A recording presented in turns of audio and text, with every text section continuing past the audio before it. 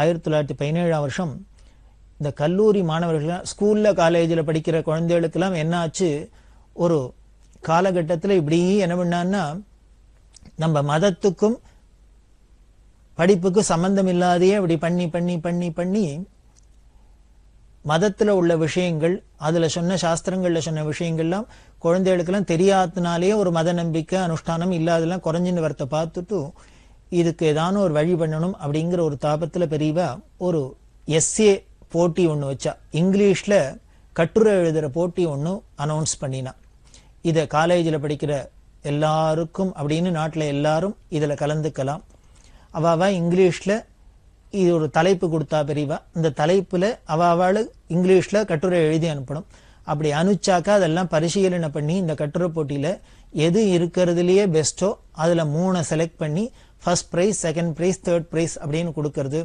அதுக்கு பணம் முதலான பிரைஸ் எல்லாம் பெரியவா தீர்மானம் பண்ணியிருந்தா. அப்படி பண்ணினத அந்த கட்டுரைக்கு என்ன தலைப்பு அப்படின்னா, காலத்தின் மாறுபாடுகளை அனுசரிச்சு சனாதன தர்மத்தை காப்பாற்றும் முறைய எவ்விதம் நிர்ணயிக்கலாம், இதுதான் தலைப்பு. அதாவது காலத்தோட மாறுபாட்டை அனுசரிச்சு நம்ம சனாதன தர்மத்தை காப்பாத்துறதுக்கு எந்தெந்த முறையை பின்பற்றலாம் அப்படின்னு இந்த ஸ்கூல்ல படிக்கிற குழந்தைகள், காலேஜில் படிக்கிற குழந்தைகளே தீர்மானம் பண்ணி சொல்லிட்டோம். அவளுக்கு என்னென்ன ஐடியா தோன்றதோ அதை கட்டுரையா எழுதி அனுப்பட்டும் அப்படின்னு. இப்படி அனுப்ப நாட்டில் பல இடங்கள்லேருந்தும் எல்லா மாணவர்களும் பல பேர் ரொம்ப ஆர்வத்தோட இதுல கலந்துண்டா. அப்படி கலந்துண்டு வர பல கட்டுரைகள்லாம் ரொம்ப அபூர்வமா இருந்தது. அதுல 3 பிரைஸ் கிடைச்சது, கொடுக்கப்பட்டது. அதுல ஃபர்ஸ்ட் பிரைஸ் வாங்கினவர் VR ராமச்சந்திர தீக்ஷிதர் அப்படிங்கிற மாணவர். இவர் தான் பிற்காலத்துல மெட்ராஸ் யூனிவர்சிட்டியில பெரிய ப்ரொஃபஸரா இருந்தார். இப்படி மாணவர்களுக்கெல்லாம் ஒரு மதத்துல ஈடுபாடு வரணும், அவளுக்கும் ஒரு ஆர்வம் வரணும் அப்படிங்கிறதுக்காக ஒரு கட்டுரை போட்டியெல்லாம் வச்சு 1917 வருஷமே ஆரம்பிச்சாச்சு பெரியவா தன்னோட காரியத்தை. அப்படி இருந்த பெரியவா சதாவதானி, அஷ்டாவதானி அப்படின்லாம் சொல்ற வழக்கம் உண்டு. அதாவது 100 கேள்வி கேட்பா அறிஞர்கள்லாம். அந்த 100 கேள்வியும் வாங்கிண்டு கிரகிச்சுண்டு 100த்துக்கும் உடனே பதில் சொல்லணும். இது சதாவதானி அப்படின்னு பேரு. அஷ்டாவதானி அப்படின்னா 8 துறையை சேர்ந்தவா சுத்தீர உட்கார்ந்துட்டு இருப்பா. எல்லோரும் ஒவ்வொருத்தரும் ஒவ்வொன்று தங்களோட துறையிலேருந்து ஒன்னொன்னு கேட்பா. உடனே அவர் அந்த வித்வான் அதுக்கு பதில் சொல்லணும். இதுதான் அஷ்டாவதானி சதாவதானின்னு பேரு. இத மாதிரி துறை எல்லாமும் பெரியவா எப்படி இருந்தா அப்படிங்கிறத பார்க்கலாம். ஒரு சமயம் பெரியவா மடத்துல இருக்கிறதே ஒரு வைஷ்ணவ சதாவதானி ஒருத்தர் வந்திருந்தார். தன்னோட வித்தியை பெரியவாளுக்கு காமிச்சு பெரியவாள்கிட்ட அனுகிரகம் வாங்கிட்டு போகணும் அப்படின்னு. பெரியவாளுக்கு தான் இதெல்லாம் ரொம்ப சந்தோஷமாச்சே. எல்லாம் அதுக்குண்டான வித்வான்கள்லாம் வந்துட்டா. எல்லாரும் அவ ஒரு துறையில சேர்ந்தவாள்லாம் கேள்வி கேட்கிறா. இந்த கேள்வி எல்லாம் ஒவ்வொருத்தருக்கு சொல்றதையே பெரியவா என்ன பண்ணா, அந்த சதாவதானி கேட்டு அவர் தான் பதில் சொல்லணும். ஆனா பெரியவா என்ன பண்ணா, தங்கிட்ட இருந்த ஒரு கூட இருந்தவர்கிட்ட உடனே யாரான அந்த கேள்வியை சொன்னா அதுக்கு என்ன பதில் அப்படின்னு தங்கிட்ட கூட இருந்தவர்கிட்ட குறிச்சு வச்சுக்க சொல்றது. இது ரகசியமா. இப்படி 100 கேள்வியும் கேட்கப்பட்டது. 100 கேள்விக்கும் பெரியவா தானே ரகசியமா பதில் சொல்லி தங்கிட்ட இருந்த ஒரு பாரிஷதத்தை குறிச்சு வச்சுக்க சொன்னா, இப்ப கேள்வி எல்லாம் கேட்டு முடிஞ்சோடனே அந்த வைஷ்ணவ சதாவதானி அவர் பதில் சொல்லணும் இல்லையோ, அவர் உடனே பதில் சொல்ல ஆரம்பிச்சார். இப்படி 100 கேள்விக்கு அவர் பதில் சொல்றத பார்த்தா என்ன ஆச்சரியமா இருந்ததுன்னு, பெரியவா என்ன பதில் சொல்லி எழுதிக்க சொன்னாலோ அதே பதிலாவே இருந்தது. இதை பெரியவா அப்புறம் அவர் பதில் சொன்னோன்னு இதை காமிச்சா, நான் சொன்ன பதிலும் இதான், எனக்கு தெரிஞ்ச சொன்னேன் சரியா இருக்கா பாருங்கன்னா, 100ம் இந்த சதாவதானி சொன்ன பதிலாவே இருந்தது. அந்த சதாவதானி ரொம்ப ஆச்சரியப்பட்டார். நாங்கெல்லாம் இது ஒரு ஆர்ட்டா கத்துக்குன்னு ஏதோ பண்றோம், பெரியவா ஏதோ எத்தனை காரியத்துக்கு நடுப்புற இருக்கா. காலங்காலத்தால விடிகாரத்தால ஏந்துண்டாக்க ராத்திரி எப்போ படுத்துக்க போறான்னு தெரியல, அப்படி இருக்கா. அவ்வளவு பிஸியா இருக்கிறவா, அத்தனை காரியங்கள் இருக்கிறவா எப்படி இந்த சதாவதானியாவும் பரிணமிக்கிறா அப்படிங்கிறது ஆச்சரியப்பட்டு அவர் ரொம்ப சந்தோஷப்பட்டார். இந்த சதாவதானியும் பெரியவா சதாவதானியாவும் இருந்தா அப்படிங்கிறது தெரியறது. அப்போ வயசு அவளுக்கு எவ்வளவுன்னா ஆச்சரியமா இருக்கும். 24 வயசு தான் ஆச்சு. அப்படி ஒரு அதிசயம். இன்னொரு சமயம் பெரிய சர்க்கஸ் கம்பெனி வச்சு நடத்தின்றவர் ப்ரொஃபசர் ராமமூர்த்தி அப்படிங்கிறவர். அவர் பெரியவாள்கிட்ட வந்தார் பெரியவா தரிசனத்துக்கு. அப்படி வந்தவர், அவருக்கு யோகாபியாசத்துல ரொம்ப இன்ட்ரெஸ்ட் உண்டு. அந்த யோகாபியாசத்தை பத்தி பல சந்தேகங்கள்லாம் கேட்டு பெரியவாள்கிட்ட தெளிவுபடுத்திக்கணும் அப்படின்னு பல கேள்விகள்லாம் கேட்டு அதுக்கு உண்டான பதிலெல்லாம் அடைஞ்சு ரொம்ப திருப்தியோட போனார். அப்படி இருந்த அந்த ப்ரொஃபசர் ராமூர்த்தி பின்னால தன்னோட ஃப்ரெண்டுகிட்ட சொன்ன வார்த்தை, பிரம்மச்சரியத்தோட சக்தி எவ்வளவுங்கிறத பெரியவாள்கிட்ட நான் பார்த்தேன். அந்த சக்தியை கொண்டு உலகத்துல சாதிக்க முடியாதெல்லாம் சாதிச்சுடலாம் அப்படின்னு ப்ரொஃபசர் ராமூர்த்தி தன்னோட ஃப்ரெண்டுகிட்ட சொன்னாராம் பெரியவாளை பார்த்துட்டு. அப்படின்னா அந்த நைஷ்டிக பிரம்மச்சரியம், அந்த ஜபம் தபம் எல்லாத்துலேயும் எப்படி பெரியவா சிறந்து விளங்கினா அப்படின்னு தெரியுது. இதை விட இன்னொரு ஆச்சரியம், 1910 வருஷம் வாக்கில் இருக்கும். அப்போ பெரியவாளுக்கு வயசு 16.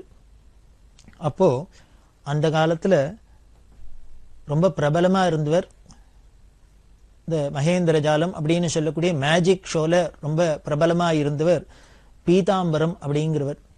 அந்த மெஜிஷியன் பீதாம்பரம் ஸ்ரீமடத்துக்கு வந்து பெரியவாள்கிட்ட தன்னோட வித்தையை காமிச்சு பெரியவா ஆசீர்வாதம் பிரசாதம் வாங்கிக்கணும் அப்படிங்கிறதுக்காக வந்தார்.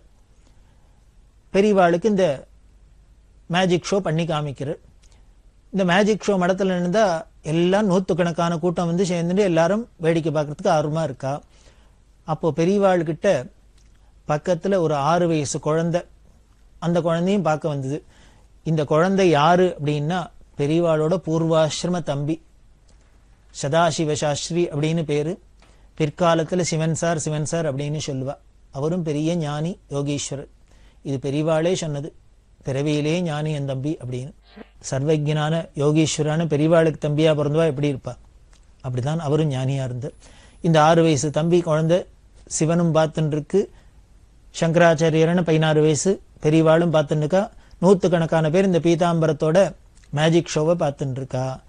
அப்ப என்ன பண்ணார் அவர், பல வித்தைகள்லாம் காமிச்சுன்னு வரது. திடீர்னு தங்கிட்ட இருந்த இந்த கர்ச்சி கைக்குட்டையை அப்படி எடுத்தார், உதறி இப்படி தூக்கி போட்டாரோ இல்லையோ, அது என்ன ஆச்சுன்னா பெரிய பாம்பா படம் எடுத்துன்னு ஷீரிண்டு பாஞ்சின்னு வந்தது. இந்த கைக்குட்டையை தூக்கி அப்படி விட்டு எரிஞ்சோன்னு தூக்கி எரிஞ்சோன்னு அது பாம்பா படம் எடுத்துன்னு பெரிய பாம்பா ஷீரிண்டு வரத்தை பார்த்தோன்னு அங்க வேடிக்கை பார்த்து இந்த அத்தனை பேரும் அலறி புடைச்சுண்டு பயந்துன்னு ஒடியே போயிட்டா. இப்படி அத்தனை பேரும் ஓட உட்காண்டது 2 பேர் தான். யாருன்னா இந்த 16 வயசு சுவாமிநாதன்கிற சந்திரசேகரேந்திர சரஸ்வதியும் 6 வயசு சதாசிவமும். இது 2 மட்டும் இருந்த இடத்தை விட்டு அசையல்ல. எதனால அப்படி அப்படின்னு வேற ஒண்ணும் இல்லை. மற்றவாளுக்கெல்லாம் இது மேஜிக் தான் வித்தைதான்னு பார்த்துட்டு காத்த நேரம் தெரிஞ்சா கூட அது என்ன ஆயிடுறது, இந்த பாம்பு அப்படின்னு எதையானு பார்த்தோன்னு உடனே பயம் வந்துடுறது, பீதி வந்துடுது. அப்போ இது வெறும் மாயதான வித்தை தானே அப்படிங்கிறதுலாம் இல்லாத உசிருக்கு பயந்துன்னு ஓடினா தேவையில்லைன்னு ஓடுறது. ஆனா இது 2 ஞானியா இருந்ததுனால ஞானிக்கு ஏது மாய, அங்க போய் மாயதானு ஞானிக்கு முன்னால கைவரிசையை காமிக்க முடியுமா, இல்ல அதனால ஞானிக்கு தான் மயக்கம் உண்டா, பயம் உண்டா, பீதி உண்டா, ஒன்றும் கிடையாது அப்படின்னு தெரியுது. இப்படி மெஜிஷியன் வந்து பெரியவாள்கிட்ட காமிக்கிற 1917 வருஷம் பல பேர் வந்து பல பிரமுகர்கள்லாம் வந்து பெரியவாளை தரிசனம் பண்ணினா, பல வித்வான்கள்லாம் தரிசனம் பண்ணா அப்படின்லாம் பார்த்தோம். தர்பங்கா அப்படிங்கிற இடத்துல வடதேசத்திலேருந்து உள்ள மகாராஜா, இந்த தர்பங்கா மகாராஜா தட்சிண தேசத்துல யாத்திரையா வந்தவர். பெரியவாளோட பெருமையை கேள்விப்பட்டு கும்பகோணம் மடத்துல வந்து பெரியவாளை தரிசனம் பண்ணார். 3 நாள் கும்பகோணம் மடத்துல தங்கி பெரியவாளை தரிசனம் பண்ணி பல விஷயங்கள்லாம் பேசினார். அப்படி இருந்தவர் பெரியவாள்கிட்ட பிரார்த்தனை பண்ணினார், இப்பேற்பட்ட பெரியவா எங்க வடதேசத்துக்கெல்லாமும் யாத்திரை பண்ணி எங்களுக்கெல்லாமும் தரிசனம் கொடுத்து அந்த ஜனங்களுக்கெல்லாமும் அனுகிரகம் பண்ணும் அப்படின்னு பிரார்த்தனை பண்ண பெரியவா அவர்கிட்ட சந்தோஷமா வரேன்னு சொல்லியிருந்தா. அதுக்கப்புறம் 1919 வருஷம் காசி யாத்திரை பண்றதுக்கு இந்த தர்பங்கா ராஜாவோட பிரார்த்தனையும் ஒரு காரணம் அப்படின்னு சொல்லலாம். சங்கீதத்தை சேர்ந்த பல வித்வான்கள்லாம் பெரியவாள்கிட்ட வந்து அளவலாவி இருக்கா. தியாக பிரம்மத்தோட சிஷ்ய பரம்பரையில வந்தவர் மகா வைத்தியநாத சிவனோட சிஷ்யர் உமையாள்புரம் சுவாமிநாதையர் அப்படிங்கிறவர். வயலின்ல பெரிய மகாமேத திருக்கோடிக்காவல் கிருஷ்ணய்யர் அப்படிங்கிறவர். மாயவரத்துல பெரிய வேண வித்வான் வைத்தியநாதையர் அப்படிங்கிறவர். இவாள்லாம் பல சந்தர்ப்பங்கள்ல வந்து பெரியவாள்கிட்ட சங்கீதத்தை பற்றின விஷயங்கள்லாம் பரிமாறிப்பா. மாயவரம் வேண வித்வான் வைத்தியநாதர் அப்படின்னு சொன்னேன். அவருக்கு 2 பிள்ளைகள். அதில் ஒரு புள்ள பேர் சபேசையர்னு பேர், இன்னொரு புள்ள பேர் கிருஷ்ணமூர்த்தியர்னு பேர். எல்லாருமே வேண நன்னா வாசிப்பா. இருந்தாலும் இந்த சபேசையர் ரொம்ப நன்னாவே வேண வாசிப்பர். அதில் இன்னொரு விசேஷம் என்ன அப்படின்னா, அந்த சபேசையர் சன்னமா மெல்லிசா குரல்ல பாடிண்டே இந்த வேணையை வாசிப்பர். இவர் பாடிண்டே இந்த வேணையை வாசிக்கிறது கேட்கிறவாளுக்கெல்லாம் கந்தர்வ கானமா இருக்கும். அப்படியே மெய் மறந்து போயிடுவா. அப்படி ஒரு வசீகரமான தெய்வீகமான வித்வான் இந்த சபேசையர். இந்த சபேசையர் வேண வாசிக்க ஆரம்பிச்சதுக்கு அப்புறமே வைத்தியநாதர் தாங்க கச்சேரி பண்றதை நிறுத்தி நோட்டார். அந்த அளவுக்கு இவர் மகா வித்வானா இருந்தார். அப்படி இருக்க இந்த சபேசையர் தன்னோட அப்பா வைத்தியநாதையர், தம்பி கிருஷ்ணமூர்த்தி எல்லாரோடையும் அடிக்கடி மடத்துக்கு வந்து பெரியவாளுக்கு வேண வாசிச்சு காமிக்கிறது, பெரியவாள்கிட்ட நாதோபாசனை பண்றதுங்கிறது சகஜமா இருந்தது. அப்படி ஒரு சமயம் வந்து சபேசையர் வேண வாசிச்சு நிற்கிற எல்லாரும் பல பேர் கூட்டம் கூடிடுவா.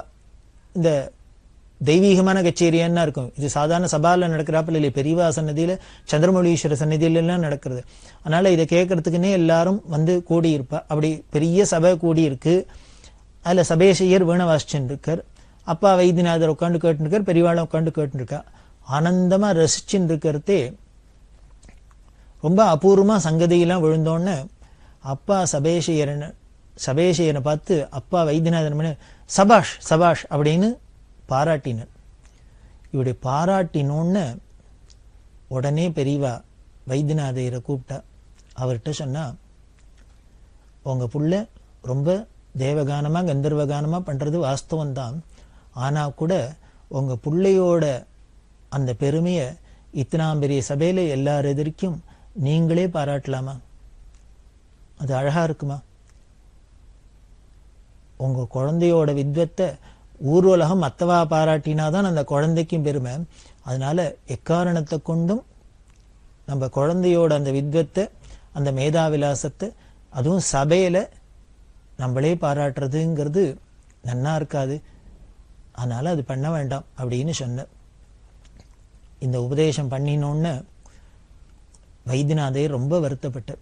எனக்கு வயசாயிடுத்தே வழிய இப்படி ஒரு இந்த சின்ன விஷயம் தெரியல, மன்னிச்சுக்கணும், இன்னுமே பெரியவா சொல்றபடியே நடந்துக்கிறேன் அப்படின்னு சொன்ன. ஏன் பெரியவா அப்படி சொன்னார்? அதுதான் தர்மத்தை நிலைநாட்டுறதுக்குன்னா இவ அவதாரம் பண்ணி வந்திருக்கா. சாஸ்திரமே சொல்றது. சாஸ்திரம் என்ன பண்றது? எப்படி புகழலாங்கிறத முதற்கொண்டு சொல்றது. யாரை புகழலாம், எப்படி புகழலாம் அப்படிங்கிறதுக்கெல்லாம் கூட நமக்கு சாஸ்திரம் இருக்கு இல்லையா? இந்த ஸ்தோத்திரம் பண்ணணும் அப்படின்னாக்க எப்படி பண்ணணும் 4 சொல்றது.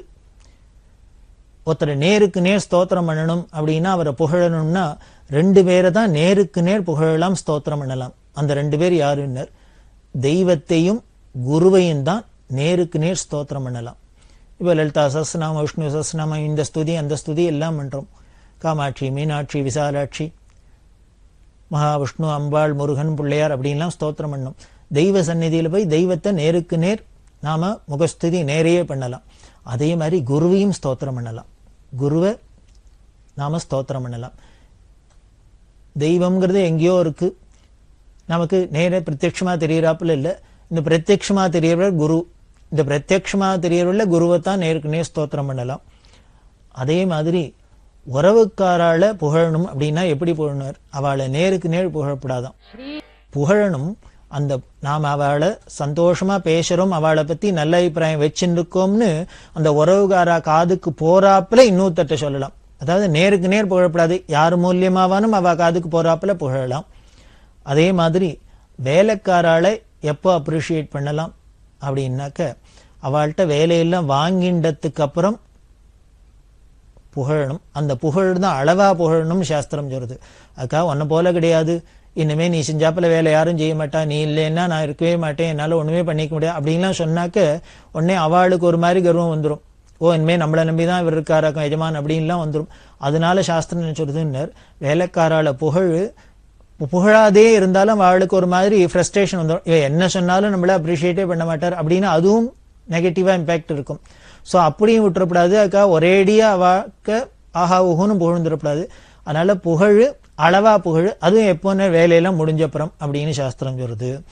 இப்படி 3 பேருக்கு சொன்னது. கடைசியா 4வதா என்ன பண்ணுது, தாம் பெத்த குழந்தைகளை மட்டும் எக்காரணத்தை கொண்டும் புகழப்படாது அப்படின்னு சாஸ்திரம். ஏன் குழந்தைகளை என்ன புகழப்படாதா அப்படின்னா, இந்த காலத்துல வேணா ஆர்கியூ பண்ணலாம். இது சாஸ்திரம் ஏன் இப்படி சொல்லித்துன்னர், உங்க குழந்தைய நாமளே புகழ்ந்துன்னு கொண்டாடினோம்னா என்ன போயிடும்னர், அந்த குழந்தை உருப்படாத போயிடும். நம்ம குழந்தையில அடுத்தவா புகழறாப்புல நாம வைக்கணும், அதுக்கு தயார் பண்ணணும், அந்த குழந்தையிலும் அப்படி இருக்கணும். அப்படிங்கிறதுனால அவளுக்கு ஒரு வினயம் வரணும், அடக்க வரணும் அப்படிங்கிறதுக்காக தான் இப்படி எல்லாம் சாஸ்திரம் சொல்றது. ஏதோ ஒரு காரண காரியங்களோடு தான் சொல்றது, இதுல குதர்க்கறதுக்கு வேலை இல்லை. அப்படி சாஸ்திரமே தன்னோட குழந்தைகளை நேருக்கு நேர் புகழாதுன்னு சொல்றதுனால அதைத்தான் நீங்க பிரமாணமா வச்சுன்னு பெரியவா சொன்னா, உங்க புள்ள வாசிப்ப நீங்களே இப்படி சபையில எல்லாருக்கும் சொல்லலாமா, புகழலாமா அப்படின்னு சொல்ல அவரும் அதை நியாயமா ஏத்துண்டு. பெரியவாள்கிட்ட தான் பல பேர் பல சந்தர்ப்பங்களை திருப்பி திருப்பி வரா பல விஷயங்கள் தெரியுது அப்படின்னா, இதனால உலகத்துக்கு பல விஷயங்கள் தெரியும், பல மெசேஜ் எல்லாம் கிடைக்கும். திருப்பழனம் பஞ்சாபகேஷ பகதூர் அப்படின்னு ஹரிகதையில ரொம்ப பிரசித்தமான அந்த காலகட்டத்தில் ஒரு சங்கர ஜெயந்தியும் போது அவரை கூப்பிட்டு பகவத் பாதாள் சரித்திரத்தை சங்கர விஜயத்தை ஹரிகதையில பண்ணி கேட்கணும்னு எனக்கு ஆசையா இருக்கு அப்படின்னு பெரியவா சொல்லி திருப்பழனம் பஞ்சாபகேஷ பகதூர்ட்ட சொன்னா. அவர் சொன்ன, எனக்கு சங்கர விஜயம் சொல்லி பழக்கம் இல்லை, அதுவும் ஹரிகதையா அப்படின்னு சொல்ல பெரியவா இல்லை, தயார் பண்ணி நீ தான் சொல்லணும் அப்படின்னு சொல்ல அவரும் ரொம்ப சிரமப்பட்டு விஷயங்கள்லாம் சேகரிச்சு 5 நாள் பிரமாதமா வந்து கும்பகோணம் மடத்துல ஹரிகதையா சங்கர விஜயம் சொன்னார். அவருக்கு தோடாகடா முதலான சன்மானங்கள்லாம் பண்ணி பெரியவா ரொம்ப சந்தோஷப்பட்டா. எல்லாம் ஒவ்வொரு கலையும் வளர்க்க, ஒவ்வொருத்தரையும் உற்சாகப்படுத்த, ஒவ்வொரு விஷயத்துல உள்ள நல்லதெல்லாம் வெளிக்கொண்டதுக்கு பெரியவா எப்படி இல்லாம் அந்த வயசுலேருந்தே அந்த காலகட்டங்கள்லேருந்தே தன்னோட அவதார திருப்பணி ஆரம்பிச்சிட்டா அப்படிங்கிறது உலகத்துக்கு தெரியணுங்கிறதுக்காக இதெல்லாம் சொல்றேன். அதே மாதிரி மாடர்ன் சயின்ஸ் எல்லாமும் விஞ்ஞான அறிவிலும் பெரியவாளுக்கு மிஞ்சின இன்னொரு விஞ்ஞானே சொல்ல முடியாது. முதல்லயே சொன்னோம், பெரியவா ஸ்கூல்ல படிக்கிறதையே, திண்டிவனம் ஸ்கூல்ல படிக்கிறதே அவரோட வாத்தியாரான சாமுவேல் அப்படிங்கிறவர் சுவாமிநாதனை பார்த்துட்டு சொன்னார் அப்படின்னு முன்னாலேயே பார்த்தோம். இவன் பெரிய பிற்காலத்துல சயின்டிஸ்டா வருவான் அப்படின்னு எனக்கு தோன்றது, அதெல்லாம் கேள்விப்பட்டோம் இல்லையா, அதெல்லாம் உண்மை அப்படிங்கிறத பிற்காலத்துல அது நிரூபணமாச்சு நமக்கு தெரிஞ்சுது. பெரியவா கும்போணத்துல இருக்கிறதே, கும்போணம் ஆர்ட்ஸ் காலேஜில் பிசிக்ஸ் ப்ரொஃபஸரா இருந்தவர் ராஜகோபாலையர் அப்படின்னு பெரிய மகாமேத. அவர் பெரியவாளோட இந்த மேதாவிலாசத்தெல்லாம் கேள்விப்பட்டார். அவருக்கு பெரியவாளை வந்து நேர பார்க்கணும்னு ஆசை. ஆனாலும் அவர் ஒரு காலேஜ் ப்ரொஃபஸரா இருக்கிறதுனால அந்த வைதிக ஆச்சார அனுஷ்டானப்படி இருக்கிற பெரியவாள்கிட்ட வந்து நேருக்கு நேர் வரத்துக்கு ஒரு தயக்கமா இருந்தது. பெரியவா தன்னை அங்கீகரிப்பாளோ, தங்கிட்ட சரியா பேசுவாளோ மாட்டோளோ அப்படின்லாம் ஒரு தயக்கம். அதனாலே பல நாள் வராது இருந்தார். அப்புறம் ஒரு நாளைக்கு எப்படியோ மனசை தேத்தின்னு வந்தே ஆகணும் அப்படிங்கிறாப்புல வந்தார். வந்து பார்த்தா அப்புறம்தான் பெரியவாளோட சௌலபியம் அவருக்கு புரிஞ்சுது. அதுக்கப்புறம் பல நாள் வந்து வந்து வந்து பெரியவாள்கிட்ட பேச ஆரம்பிச்சார்.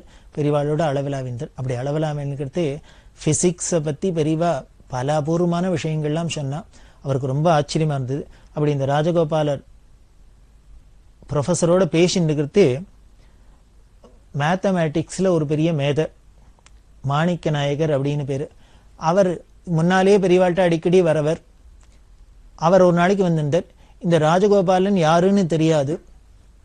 இந்த மாணிக்க நாயகர் வந்திருக்கிறதே பெரியவா இன்ட்ரடியூஸ் பண்ணிவிட்டா, உனக்கு இவரை தெரியுமோ அவருக்கு உன்னை தெரியுமோ அப்படின்னு. உடனே இவர் தான் பிசிக்ஸ் ப்ரொஃபஸர் ராஜகோபாலன், இவர் தான் பெரிய மேத்தமேட்டிஷியன் மாணிக்க நாயகர் அப்படின்னு ஒருத்தருக்கு இன்ட்ரடியூஸ் பண்ணிவிட்டா. கற்றாரே காமரூர் அப்படிங்கிறாப்புல 2 பேரும் சேர்ந்துட்டு பெரியவாள்கிட்ட ரொம்ப சந்தோஷமா பேசிட்டு இருந்தா. அப்படி இருக்கிறதே வானசாஸ்திரத்தை பத்தி பெரியவா எக்ஸ்பிளைன் பண்ணா அப்படி ஒரு பல விஷயங்களை சொன்னா. காலேஜ்லேருந்து டெலஸ்கோப்லாம் கொண்டு வர சொல்லி டெமான்ஸ்ட்ரேட்லாம் பண்ணி காமிச்சு இந்த வானசாஸ்திரத்துல பல விஷயங்களை சொல்ல சொல்ல சொல்ல இந்த மாணிக்க நாயகர் ராஜகோபாலையர் 2 பேருக்கும் ஆச்சரியமா இருந்தது. அப்புறம் ராஜகோபாலையர், நாங்கள்லாம் ஏதோ ஸ்கூல்ல காலேஜெல்லாம் படிச்சு கிடிச்சிட்டு இதெல்லாம் தெரிஞ்சுண்டு அந்த விஷயத்தெல்லாம் சொல்றோம் பேசுறோம். ஆனா பெரியவாளை பார்த்தா இப்படி ஆச்சார அனுஷ்டானத்தோட உள்ள இவ்வளவு கட்டுப்பாடு உள்ள ஒரு மடத்துல உட்கார்ந்துட்டு இந்த வயசுல எப்படி இத்தனை விஷயங்கள்லாமும் இந்த மாடர்ன் சயின்ஸ்ல உள்ளதெல்லாம் தெரிஞ்சுட்டா அப்படின்னு ஆச்சரியமா இருக்கு அப்படிங்க. இப்ப பெரியவா சொன்னா, எல்லாம் ஒண்ணும் இல்லை, எல்லாம் நம்ம சாஸ்திரத்துல சொல்லிக்கிட்டே தான் மாடர்ன் சயின்ஸ் எல்லாம் சொல்லியிருக்கு, இதுக்கும் அதுக்கும் எப்படி லிங்க் இருக்கு அப்படிங்கிறது எல்லாமும் அதுல பெரியவா நிரூபணம் பண்ணி காமிச்சா.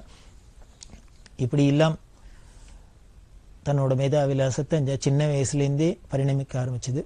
இன்னும் ஒவ்வொரு துறையில வந்தவாள்லாம் எப்படியெல்லாம் வியந்து கொண்டாடி இருக்கா, அந்தந்த துறையெல்லாம் பெரியவா என்னென்னெல்லாம் தன்னோட விலாசத்தை மேதாவிலாசத்தை காமிச்சான்னு பிற்காலத்துல பின்னால வர நிகழ்ச்சிகளை நம்ம நிறைய பார்க்க போறோம். காசி யாத்திரை பண்ணணும்னு ஆசைப்பட்டா.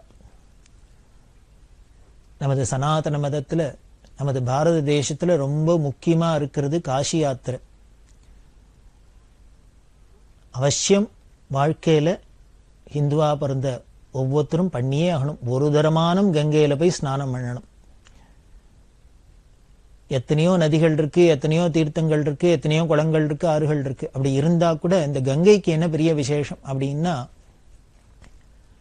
திருமூர்த்திகளோட சம்பந்தப்பட்டது இந்த கங்கை. இந்த கங்கை விஷ்ணுவோட பாதோதகம். வாமனாவதாரம் பண்ணி திரிவிக்ரமனா ஆகாசத்தை அளக்கிறதே தன்னோட திருப்பாதத்தை தூக்கி வச்சோன்னு பிரம்மா என்ன பண்ணினர், தன்னோட கமண்டலத்துல இந்த தீர்த்தத்தினால விஷ்ணு பாதத்தை அபிஷேகம் பண்ணினர். அப்படி அபிஷேகம் பண்ண தீர்த்தம் தான் ஒரு பெரிய நதியாவே பிரவாகமாயி தேவலோகத்துல ஓடி இருந்தது. அது ஆகாச கங்கை அப்படின்னு வானுலகத்துல ஓடின்னு இருக்கிறது தான் பிற்காலத்துல ரகுவம்சத்துல வந்த பகீரதன்கிற ராஜாவோட பிரார்த்தனைக்கு தபஸ்னால பூலோகத்துக்கு கொண்டு வரப்பட்டது. அப்படி விண்ணுலகத்திலேருந்து மண்ணுலகத்துக்கு வந்த ஒரு நதி அப்படின்னா இந்த கங்கை பரம பவித்திரமானது. அது விஷ்ணு பாதோதகம். பகவானோட பாத தீர்த்தம் அப்படின்னா அது எவ்வளவு பவித்திரமா இருக்கும். அது விஷ்ணுவோட பாதோதகம். பிரம்மாவோட கையில இருந்த தீர்த்தம், அதனால பிரம்மாவோட கைப்பட்ட தீர்த்தம். இதுக்கு மேல இந்த பிரம்ம விஷ்ணு சிவன் அப்படின்னு சொல்லக்கூடிய திருமூர்த்திகள்ல மூணாவதா இருக்கிற பரமேஸ்வரனோட சிரசுல இருக்கிற தீர்த்தம்.